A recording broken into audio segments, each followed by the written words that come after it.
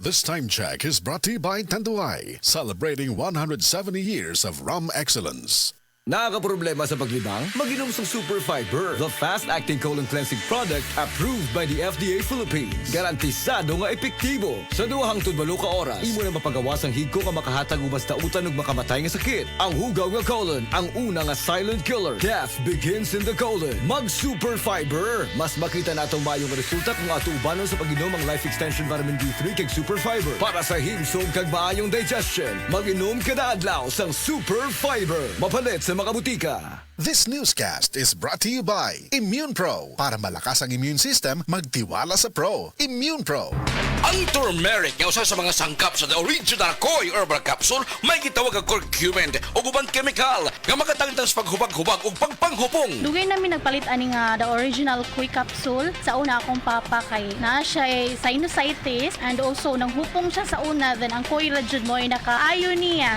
Kanunay gayud ang pag-inom sa the original Koi Herbal Capsule makatulo sa sakadlaw. Daghang salamat sa the original Koi Herbal Capsule. Aprobado sa FDA ang the original Koi Herbal Capsule no approved therapeutic claims. Pagbasa sa ikasyam na kabanata ng aklat ni Juan, pinagaling ni Jesus ang isang bulag, talata 1 hanggang 41. Sa paglalakad ni Jesus, nakita niya ang isang lalaking ipinanganak na bulag. Tinanong siya ng kanyang mga alagad, "Guro, sino po ang nagkasala at ipinanganak na bulag ang lalaking ito? Siya ba o ang kanyang mga magulang?" Sumagot si Jesus, "Ipinanganak siyang bulag hindi dahil sa nagkasala siya o ang kanyang mga magulang, kundi upang mahayag ang kapangyarihan ng Diyos sa pamamagitan niya. Kailangan gawin natin ang mga ipinapagawa ng nagsugo sa akin habang maaga pa. Malapit na ang gabi at wala nang makakagawa pagsapit niyon. Habang ako'y nasa sanlibutan, ako ang ilaw ng sanlibutan." Pagkasabi nito, dumura si Jesus sa lupa at gumawa ng putik. Pagkatapos ipinahid niya ito sa mata ng bulag. Sinabi ni Jesus sa bulag, "Pumunta ka sa deposito ng tubig sa silo at maghilamos ka roon." Ang kahulugan ng salitang silo ay sinugo. Ganon nga ang ginawa ng bulag at nang magbalik siya ay nakakakita na. Nagsalita ang mga kapitbahay niya at ang mga nakakita sa kanya nung siya'y namamalimos pa. "Hindi ba yan ang pulubing bulag?" Sumagot ang ilan. "Yan nga," sabi naman ng iba. "Hindi, kamukha lang." Kaya't nagsalita pa ang dating bulag, "Ako nga po yun." "Paano ka nakakita?" tanong nila. Sumagot siya, "Ang lalaking tinatawag na Jesus ay gumawa ng putik at ipinahid yon sa aking mga mata. Pagkatapos sinabi niya sa akin, pumunta ka sa silo at maghilamos. Pumunta nga ako doon at naghilamos at nakakita na ako." "Nasaan siya?" tanong nila sa kanya. "Hindi ko alam," sagot niya. Dinala ng mga tao sa mga Pariseo ang dating bulag dahil araw ng pamamahinga ng gumawa si Jesus ng putik at nang pinagaling niya ang bulag. Tinanong din siya ng mga Pariseo kung paano siya nakakita, kaya't sinabi niya sa kanila, "Pinahiran niya ako ng putik sa aking mga mata.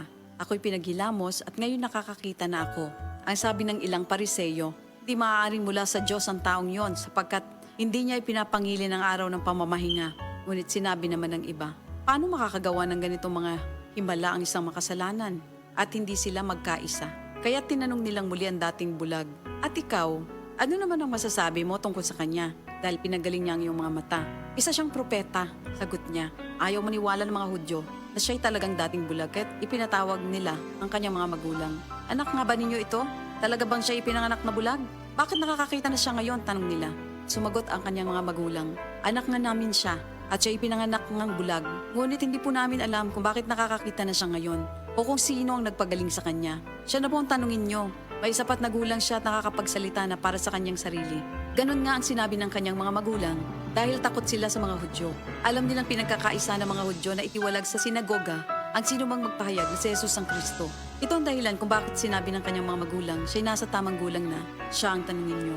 Muli nilang ipinatawag ang dating bulag at sinabi sa kanya, "Sa pangalan ng Diyos, magsabi ka ng totoo. Alam namin ang taong yon ay makasalanan." Sumagot siya, "Hindi ko po alam kung siya'y masamang tao o hindi. Isang bagay po ang alam ko.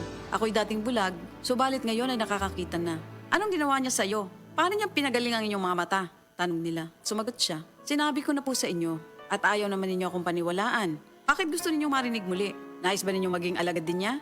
At siya'y kanilang minura. "Ikaw ay alagad niya, ngunit kami mga alagad ni Moises. Nalalaman naming nagsalita ang Diyos kay Moises, ngunit ang taong yon, hindi namin alam kung saan siya nanggaling." Sumagot ang lalaki, "Yan nga po ang nakakapagtaka. Hindi niyo alam kung saan siya nanggaling. Gayon pa man, pinagaling niya ang aking mga mata. Alam nating hindi pinapakinggan ng Diyos ang mga makasalanan. Ngunit pinapakinggan niya ang mga tunay na sumasamba sa Kanya at sumusunod sa Kanyang kalooban. Noon pa man ay walang makapagpagaling ng mata ng taong ipinanganak na bulag. Wala pong magagawa ang taong yon kung siya hindi mula sa Diyos. Sumagot sila. Ipinanganak ang makasalanan at ngayon nais mo pa kaming turuan? At siya'y kanilang itiniwalag. Nabalitaan ni Jesus na ang lalaking pinagaling niya itiniwalag ng mga Pariseyo. Kaya nang matagpuan niya ito, ay kanyang tinanong, sumasampalataya ka ba sa anak ng tao? Sumagot ang lalaki, sino po ba siya, Ginoo? Sabihin niyo po sa akin upang ako'y manalig sa kanya. Siya'y nakita mo na. Siya ang kausap mo ngayon, wika ni Jesus. Sumasampalataya po ako, Panginoon, ang sabi ng lalaki. At sinamba niya si Jesus. Sinabi pa ni Jesus, naparito ako sa mundong ito upang humatol at nang sa gayo'y makakita ang mga bulag at mabulag naman ang mga nakakakita. Narinig ito ng ilang pariseyong naroon at sila'y kanilang tinanong, ibig mo bang sabihin mga bulag kami? Sumagot si Jesus, kung kayo nga'y bulag, wala sana kayong kasalanan. Ngunit dahil sinasabi niyong nakakakita kayo, ang kasalanan ay nananatili sa inyo. Ito ang salita ng Diyos. Oras, gihatod kaninyo sa EXL Magkabuhay. Buhay at makulay ang buhay sa EXL Magkabuhay. Mga higala, may adlaw ka natong tanan! Kini si Kuya Gulyat ninyong adunay na ilhan nga lamian kaayong tabliya, ang Don Pepe Tabliya. Sa kaumot og kalami, walay mudili, sa Don Pepe nga tabliya, kini mao'y paborito. Mag-Don Pepe. Don Pepe Tabliya, sarap ni bay. Kung makatilaw ka, magpangita ka. Need cash? Pensyonado ka ba? Duula ang Cebu APC Finance kay sila makatapang sa pagsulpad sa imo mga panginahanglan. Kung kumpleto ang requirements, release dayon ang loan. Pinakabarato na, no advance interest pagyot. So, unsa pa imong gihiwat? Tawagin na si Nada Uyang alang sa dugang kasayuran sa numero 0919-077-5938 or 0919-077-5900. Plus more, kung personal kang mabisita sa among opisina karon, ana kay madawat nga grocery gift pack. Unsa pa'y maghiwat? Bisita na!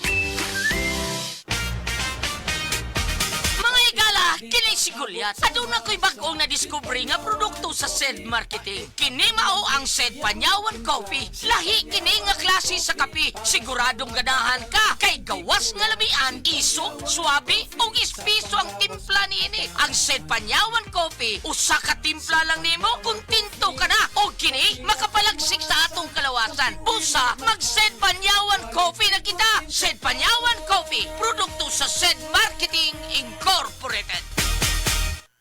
SED Health Testimonies. Sige ng Virgie Abuda, taga Cebu City. Sa matag haplas niya sa SED Linimen, dali rasang maulian. Bati din ko pamanhod og laylay sa akong mga PL batiis. Para kung buko-buko magsakit, mga puy akong gamito ni haplas. Ay kanoy sa Diyos kay mawala man po dayon ra. Kung sa gamit yung mga produkto, ma'am? SED Liniment, bisag unsaon pa sir. Mga ora gini hantod-hantod ako ang gamiton kay maayo gyud para nako. SED Linimen, mapalit sa mga butika. Pag kayo'y nabasagan, madaling remedyohan. Pagkatapos diikitan, Parang bago na naman. Pioneer Epoxy, pandikit ng kristal, kahoy at bakal, Pang-repair ng radiator, tambucho, refrigerator, martilyo, kutsilyo, gripo, araro, gero, aparador, pampatibay ng bangka, kisame, etc. Pioneer Epoxy, paborito ng bayan. Sa mga workaholic, epektibo ang atong Paragis Bila-Bila Herbal Coffee. Sama na lang ni Roland De La Cruz, nga taga Mati, Davao. Roland de la Cruz, sa Purok Isla, Barangay Central, Purok President. Anong ganahan man kay ka sa kape? Sa Bila-Bila Coffee, laskig ang imong lawas o mayo ang imong lihok. Basta laskig niya kondisyon, makalihok kag may sa trabaho. Kung di ka kainom, mura magluya na ka? Murag luya-luya, lahi ra gyud. Tungod kay nindot gyud ang Bila-Bila Coffee. Kini ginama sa GFMQ Marketing. Kaysa Paragis Bila-Bila, dili na ka mag-agwanta pa. Ako si Radyoman Buin Alguno. Kining balita hatod kanato sa Paragis Bila Herbal Capsule na ilhan isip herbal nga kapsula nga makahatag og daghang benepisyo sa kalawasan. Mao kini ang all-in-one na herbal. Makahatag og ayuhan sa atuang mga selula sa lawas, makatarong sa nindot nga flow ug limpyuhan ang atuang dugo nga mudagkayday sa atong ang kasing-kasing. O karon sa atuang balita. Nagtigas-tigas og nagpabuto sa armas ang gikoral hinuon sa rihas. Ang kapulisan sa Dakbayan sa Tagbilaran mirusponde og alarma kumandunay 59 anyos nga lalaki ang nagpabuto og armas dito sa Capitol Valley sa Barangay Dao. Nasakmit gikan sa suspek ang duha ka pusil ug mga bala. Kadtong balita hatod kanato sa Paragis Bila Herbal Capsule. Alang sa kumplito nga kombinasyon, gamita lang ang Paragis Bila plus Herbal Capsule. Paragis Bila Herbal Capsule na uban sa pagpangkape sa Paragis Bila Herbal Coffee ug ang pagpaghaplas sa Paragis Bila Liniment Oil. Gama sa JFNQ Marketing. Sa Paragis Bila, di na ka mag-agwanta pa. Sa dugang kasiuran, tawag lang sa 0935-641-02613. Mapalit sa Diding's Pharmacy sa Manalili Street, Cebu City. Bestway Pharmacy sa Mandawi City. Healthy Way Pharmacy, GV Butika sa Cebu, Mandawi, Liloan ug Usmeña Boulevard.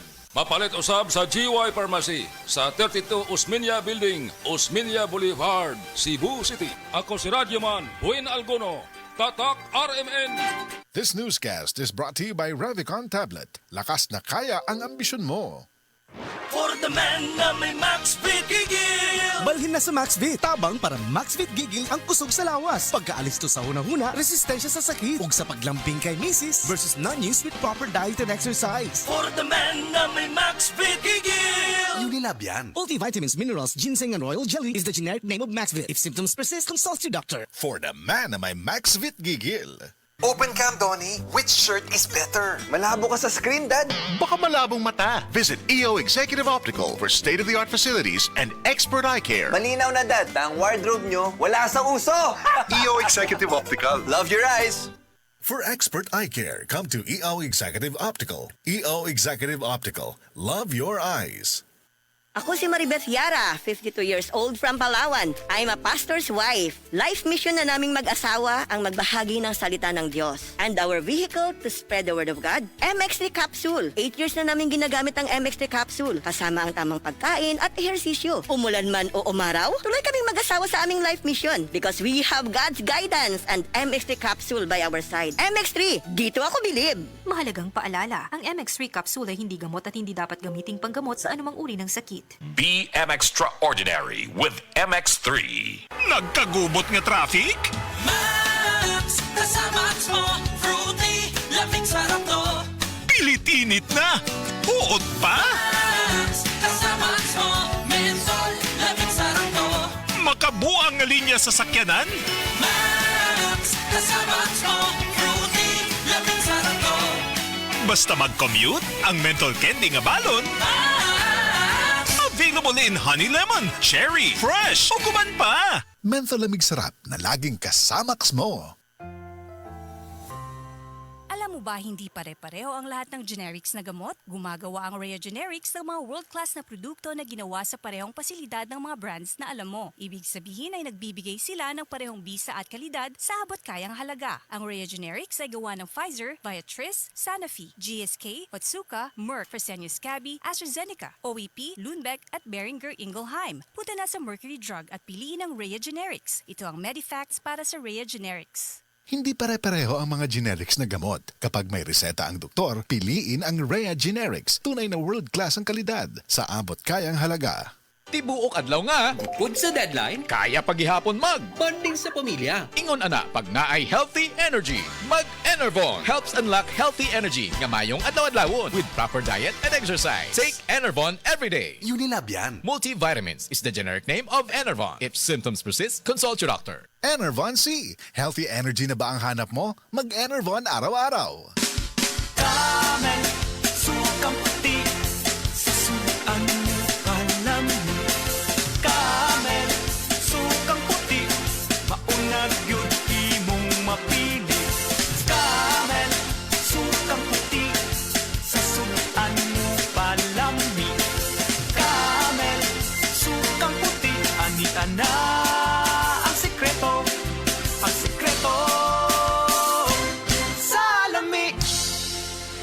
I'm Dr. Michael Smith, a medical doctor and senior health scientist of Life Extension Foundation USA. I recommend Life Extension Vitamin D3 for everybody. This is the most practical and wise way to protect our health from diseases like cancer, heart disease, diabetes, and a lot of other health conditions. Gulyat t-shirt. Happy Mart. Blouses. Happy Mart. Underwear. Happy Mart. Sapot sa kabataan. Happy Mart. Pantalon. Happy Mart. HAPPYMERT. Happy Mart. Abli na ang Happy Mart Mactan, dul sa Bactan, New Town.